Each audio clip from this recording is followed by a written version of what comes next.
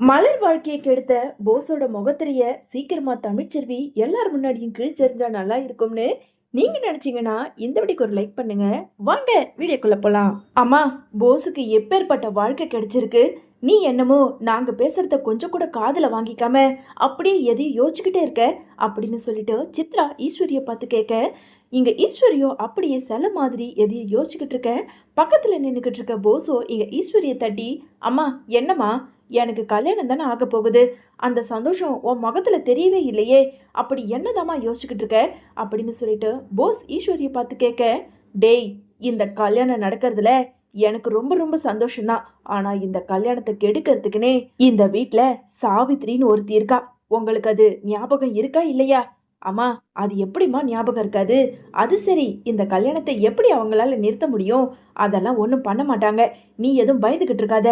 அப்படியெல்லாம் சொல்ல முடியாதுடா. சேதுக்கு எடுத்துட்டான்னு சொல்லி அந்த தாமரை என்ன மாதிரி நாடகம் போட்டு கடைசியில சேதுவையே கல்யாணம் பண்ணிக்கிறதுக்காக கல்யாணம் வரைக்கும் போனாங்க.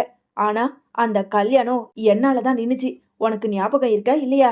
நான் தானே அந்த கல்யாணத்தை நிப்பாட்டினேன். அதனால அந்த பழைய வெறிய வச்சுக்கிட்டு கண்டிப்பா உன்னோட கல்யாணத்தை கெடுக்கிறதுக்குனே அவங்க கங்கனை கட்டிக்கிட்டு ஆடிக்கிட்டு இருப்பாங்க. அதனால நாம எதையும் சாதாரணமா எடுத்துக்கவே கூடாது. நம்ம கண்ணுல விளக்கெண்ணெய் ஊத்திக்கிட்டு ஒவ்வொன்றுத்தையும் கவனிக்கணும். புரிஞ்சுதா? நீ பாட்டுக்குன்னு கல்யாணம் நடக்க போகுதுன்ற கனவுல இருந்துகிட்டு இருக்காத. ஏற்கனவே நிறைய தப்பு பண்ணியிருக்க.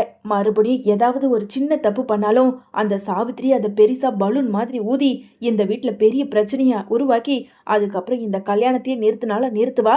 பாத்துக்க. பத்தாதுக்கு அந்த தமிழ்ச்செல்விக்கு வேற நீ பண்ண அத்தனை தப்பும் தெரியும். அவகிட்டையும் நீ எந்த ஒரு பிரச்சனையும் வச்சுக்காத. கொஞ்ச நாளைக்கு ஒழுக்கமா இருக்கிறத மட்டும் பாத்துக்க அப்படின்னு இங்க ஈஸ்வரி ஒரு பெரிய திட்டம் போட்டு இங்க போஸ் கிட்ட சொல்லிக்கிட்டு இருக்காங்க. இன்னொரு பக்கம் தாமரை இங்க சாவித்திரி கிட்ட, அம்மா சீக்கிரமா கிளம்பு, இன்னும் என்ன பண்ணிக்கிட்டு இருக்க அப்படின்னு சொல்லிட்டு அவசர அவசரமா தாமரை சொல்ல, அடியே, என்னை எங்க தாண்டி கிளம்ப சொல்லிக்கிட்டு இருக்க? அம்மா, நேத்து தானே சொன்னேன் அந்த போஸுக்கு இந்த கல்யாணம் நடக்கவே கூடாதுன்னு. அப்படி இந்த கல்யாணம் நடந்துட்டா நம்ம பிச்சைக்காரவங்கள ஆயிடுவாங்கன்னு நீ தானே கவலைப்பட்ட. அந்த கல்யாணத்தை நிப்பாட்ட வேணாவா? அடியே, நீ சொல்றதெல்லாம் சரிதான். ஆனா இப்போ என்ன பண்றது? அம்மா, இங்க பாரு, அந்த கல்யாணத்தை நிப்பாட்டுறதுக்கு எனக்கு ஒரு சரியான ஐடியா வந்திருக்குமா. என்னடி சொல்ற? ஆமாமா, அந்த போஸ் ஒன்றும் இப்பேற்பட்ட பெரிய வாழ்க்கை கிடைக்கிறதுக்கு அவன் நல்லவனே கிடையாது. அவன் எவ்வளோ பெரிய ஃப்ராடுன்னு நமக்கு தெரியாதா என்ன?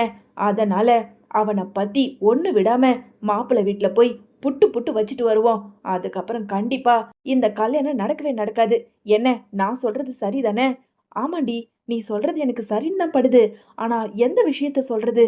ஒன்னா ரெண்டா எம்பிட்டு இருக்குது தெரியுமா அவனை பத்தி சொல்றதுக்கு? அம்மா, அதுதாம்மா முக்கியம். அவன் ஒரு பொம்பளை பொறுக்கி, அது உனக்கு தெரியும்ல. கொஞ்ச நாளைக்கு முன்னாடி கூட போலீஸ் அவனை அரெஸ்ட் பண்ணி கூட்டிக்கிட்டு போச்சே. அந்த விஷயத்த முதல்ல சொல்லுவோம். எந்த ஒரு பொம்பளை பொறுக்கிக்கு தான் தன்னோட அப்பா ஒரு பொண்ணு கல்யாணம் பண்ணி கொடுப்பாங்க. அதனால என்ன பண்ணு, நாம போய் இதை சொல்லிட்டு வருவோம். நீ வா அப்படின்னு சொல்லிட்டு இங்க சாவித்திரியை அழைச்சிக்கிட்டு தாமரை நேரா வெளியே வராங்க. தாமரையும் சாவித்திரியும் இங்க நல்லா கிளம்பி வெளியே வர்றதை பார்த்துக்கிட்டு இருந்த ஈஸ்வரி, என்ன அத்தாச்சி, காலையில எங்க இவ்வளோ வேக வேகமா கிளம்பிட்டீங்க அப்படின்னு சொல்லிட்டு சாவித்திரியை பார்த்து ஈஸ்வரி கேட்க, உடனே தாமரை இருந்துக்கிட்டு, அது அத்தை, கொஞ்சம் கோவிலுக்கு போயிட்டு வரலாம்னு நானும் அம்மாவும் கிளம்பியிருக்கோம் அப்படின்னு சொல்லிட்டு தாமரை சொன்னதை கேட்டதும், இல்லையே, நீங்க கோவிலுக்கு போற ஆளே கிடையாதே, ஆனா திடீர்னு எங்க கிளம்பி போய்கிட்டு இருக்கீங்க, அதுதானே சந்தேகமா இருக்கு அப்படின்னு சொல்லிட்டு ஈஸ்வரி சொல்ல, உடனே சாவித்திரி இருந்துக்கிட்டு, ஏன் மதனி, எங்களை எல்லாம் பார்த்தா கோவிலுக்கு போற மாதிரி தெரியலாக்கும், பேசாம வழியை விடுங்க அப்படின்னு சொல்லிட்டு எங்க ஈஸ்வரியை தள்ளி விட்டுட்டு சாவித்திரியும் தாமரையும் நேரா ஆட்டோ பிடிச்சி அங்க எம்எல்ஏ சிற்றரசோட வீட்டுக்கு போறாங்க. வீட்டுக்கு வாசல்ல நின்றுக்கிட்டு, இந்த மாதிரி ராஜாங்கத்தோட தங்கச்சி வந்திருக்கேன் அப்படின்னு உள்ள வாட்ச்மேன் கிட்ட சொல்ல, வாட்ச்மேனும் உள்ள போய் சிற்றரசு கிட்ட சொல்ல, உடனே அவங்கள உள்ள விடுங்க அப்படின்னு சொன்னதும் சாவித்திரியும் தாமரையும் நேரா வீட்டுக்குள்ள போறாங்க. வீட்டுக்குள்ள வந்த தாமரை இங்க சாவித்திரி கிட்ட, அம்மா பாத்தியாமா, எவ்வளோ பெரிய வீடு. இந்த வீட்டுல அந்த பொண்ணு ஒத்த வாரிசு.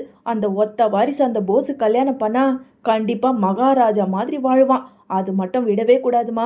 முடிஞ்ச வரைக்கும் நிறைய சேர்த்து பிட்ட போட்டு அவங்க கிட்ட போட்டு கொடுத்துட்டு இந்த கல்யாணத்தை நிப்பாட்டணும். அம்புட்டு தான் சொல்லுவேன். சரிடி சரிடி, எல்லாத்தையும் நான் பாத்துக்கிறேன் அப்படின்னு சொல்லிட்டு ரெண்டு பேரும் வீட்டுக்குள்ள போக, அங்க இருந்த சிற்றரசு தன்னோட மனைவின்னு எல்லாருமே இங்க ரெண்டு பேரையும் உள்ள வர வச்சு உக்காந்து பேச ஆரம்பிக்கிறாங்க.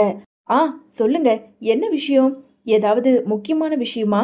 அப்படின்னு சொல்லிட்டு சிற்றரசு கேட்க, ஆமாங்க, நான் உங்ககிட்ட ஒரு முக்கியமான விஷயம் பேசணும் தான். ஆனா நாங்க வந்து போன விஷயத்த தயவு செஞ்சு என் அண்ணன்கிட்டயோ இல்ல எங்க மதனி கிட்டயோ சொல்லிடாதீங்க அப்படின்னு சொல்லிட்டு சாவித்திரி சொல்ல, என்னம்மா சொல்றீங்க? அங்க இருந்து தான் வந்திருக்கீங்க. சம்மந்தி வீட்ல இருந்து வந்துட்டு நீங்க இங்க வந்துட்டு போனதா யார்கிட்டயும் சொல்லக்கூடாதுன்னா எந்த காரணம்? எதுக்காக வந்திருக்கீங்க? அப்படின்னு சிற்றரசோட மனைவி கேட்க, உங்கள பார்க்கறதுக்கு ரொம்ப டீசென்ட்டான ஃபேமிலி மாதிரி தெரியுறீங்க. பாவம் உங்க பொண்ணு போய் அப்பேற்பட்ட ஒரு கேடு கெட்டவனுக்கா கல்யாணம் பண்ணி கொடுக்க போறீங்க. ஏன் அந்த போஸ பத்தி நீங்க 4 இடத்துல விசாரிக்கலையா? அப்படின்னு சொல்லிட்டு சாவித்திரி சொல்ல, இத கேட்டதும் சிற்றரசுக்கும் தன்னோட மனைவிக்குமே ரொம்ப அதிர்ச்சியா இருக்கு. என்னம்மா சொல்றீங்க? அந்த போஸ் கேடு கெட்டவனா? அப்படி எதுவும் ராஜாங்க அமைச்சர் எங்ககிட்ட எதுவுமே சொல்லலையே. அவரு ரொம்ப நல்லவரு. அவருக்கு இந்த ஃபேக்டரி, அந்த ஃபேக்டரின்னு நெறைய இருக்குன்னு சொன்னாரே. எதுக்காக இப்போ மாப்பிள்ளைய பத்தி இங்க வந்து தப்பா பேசிக்கிட்டு இருக்கீங்க? அப்படின்னு சொல்லிட்டு சிற்றரசு கேட்க, உடனே தாமரை இருந்துகிட்டு, சரியா போச்சு. அவன பத்தி உங்களுக்கு என்ன தெரியும்? ஏன்னா, என் மாமாவோட வாய அடைச்சதே எங்க ஈஸ்வரி அத்தை தானே. உங்களுக்கு ஒரே பொண்ணுன்னு கேள்விப்பட்டோம். அந்த பொண்ணுக்கு ஏற்கனவே அமைச்சு வச்ச வாழ்க்கையும் வீணா போய், நாசமா போய், இப்போ அவ இருக்கா. இப்ப மறுபடியும் அவளோட வாழ்க்கைய கெடுக்கறதுக்குன்னே அந்த போஸ தயவு செஞ்சு கல்யாணம் பண்ணி கொடுக்காதீங்க. அவன் ரொம்ப மக கேவலமான கேடு கெட்டவன் அப்படின்னு சொல்லிட்டு சாவித்திரி சொல்லிக்கிட்டு இருக்க, உடனே இங்க சிற்றரசு இருந்துகிட்டு, ஏமா இப்படி உங்க வீட்ல இருக்கிறவத பத்தி நீங்களே தப்பா பேசினா எப்படிமா? கரெக்டு தான், நீங்க கேட்கறது 100க்கு 100 கரெக்டு தான். எங்க வீட்ல இருக்கிறவனை பத்தி நாங்களே தப்பா சொல்லக்கூடாது தான். ஆனா ஒரு பொண்ணோட வாழ்க்கையை நினைக்கும் போது நானும் ஒரு பொண்ணை வச்சிருக்கேன் இல்லையா? அதனால தான் அந்த பொண்ணோட வாழ்க்கை நல்லபடியா இருக்கணுங்கிறதுக்கு ஒரு நல்ல எண்ணத்தோட வந்து சொல்றோம். சொல்லப்போனா கொஞ்சம் மாசத்துக்கு முன்னாடி அந்த பொறுக்கி நிறைய பொண்ணுங்க கிட்ட வம்பிழுத்து போலீஸ் ஸ்டேஷன் வரைக்கும் போயிருக்கான். அது மட்டும் இல்லை, நிறைய திருடுவான். எங்கள் வீட்டில் என் அண்ணன் இருக்காரே ராஜாங்கம், அவரோட முக்கியமான ஃபைலை கூட திருடி கொஞ்ச நாளைக்கு முன்னாடி அவன் வீட்டில் மாட்டிக்கிட்டு சரியான அடி வாங்கி வீட்டை விட்டு துரத்தி விட்டுட்டாரு என் அண்ணன். ஆனால் அவனுக்கு இது இருக்கு அது இருக்குன்னு என் அண்ணன் தான் ஏதேதோ சொல்லிக்கிட்டு இருக்காரு. ஆனால் அவன் பேரில் ஒத்த பைசா கூட கிடையவே கிடையாது. இப்படி ஒரு பையனுக்கா நீங்கள் உங்கள் பொண்ணை கல்யாணம் பண்ணி கொடுக்க போறீங்க? கொஞ்சமாவது யோசிங்க அப்படின்னு சொல்லிட்டு சாவித்ரி போஸை பற்றி எவ்வளவு போட்டு கொடுக்க முடியுமோ அவ்வளோத்தையும் இங்கே சிற்றரசுகிட்ட போட்டு கொடுக்க, உடனே அங்கே சிற்றரசோட மனைவி இருந்துக்கிட்டு, என்னங்க என்னங்க இவங்க அந்த போஸை பற்றி இவ்வளோ பேச்சு பேசுகிறாங்க. அப்படி இருக்கும்போது எதுக்காக நம்ம ஒரே ஒரு பொண்ணை அவனுக்கு போய் கல்யாணம் பண்ணி கொடுக்கணும்? வேண்டாங்க, இந்த சம்மதம் வேண்டவே வேண்டாம். முதல்ல போய் இந்த கல்யாணம் நடக்காதுன்னு சொல்லிட்டு வந்துருங்க. என் பொண்ணோட வாழ்க்கை தான் எனக்கு முக்கியம் அப்படின்னு சிற்றரசோட மனைவி சொல்ல, உடனே தாமரை இருந்துக்கிட்டு, ஆ அப்படி சொல்லுங்கம்மா, உங்கள் பொண்ணு வாழ்க்கை தான் முக்கியம். அதனால தான் நானும் ஒரு பொண்ணாக இருந்துக்கிட்டு இங்கே வந்து அந்த பொண்ணு வாழ்க்கையை காப்பாற்றணுங்கிறதுக்காக அவனை பற்றின முழு உண்மையும் சொல்லிட்டோம். இதுக்கப்புறம் உங்கள் இஷ்டம் அப்படின்னு தாமரை சொல்லிக்கிட்டு இருக்க, உடனே சாவித்திரி இருந்துக்கிட்டு, அதுக்கப்புறம் நாங்கள் இப்படி ஒரு விஷயத்த வந்து உங்ககிட்ட சொன்னோம்னு அந்த வீட்டில் இருக்க யார்கிட்டையும் தயவு செஞ்சு சொல்லிடாதீங்க. நாங்கள் இங்கே வந்துட்டு போனதையும் சொல்லிடாதீங்க அப்படின்னு சொல்லிட்டு தாமரையும் சாவித்திரியும் அங்கேருந்து கிளம்ப, இங்கே சிற்றரசுக்கும் அங்கே இருந்த சிற்றரசோட மனைவிக்குமே குழப்பமா இருக்கு. உடனே இங்கே சிற்றரசோட மனைவியோ, என்னங்க இன்னமும் என்ன யோசிச்சுக்கிட்டு இருக்கீங்க? முதல்ல இங்கேருந்து கிளம்புங்க.